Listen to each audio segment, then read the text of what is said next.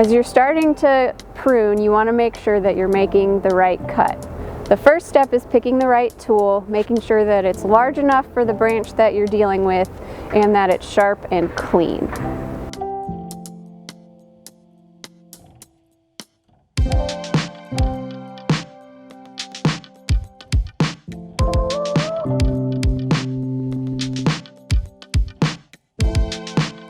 When you make cuts, you'll cut just above a bud or a node so that you know that the plant is going to start growing underneath that cut. You can directional prune by picking which bud you make the cut above, so you'll know which way the plant is going to grow after you've made that cut. If the plant has alternating buds and you want the plant to grow to the left, make sure that the bud is on that side of the branch.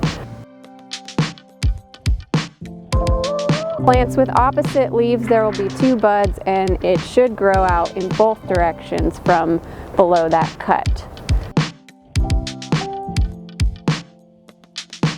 For a tree, you want to look for the branch collar, which is a swollen area just next to the trunk, and you want to cut above the branch collar. The branch collar is an area of active growth, and that'll be what heals the wound after you make your pruning cut.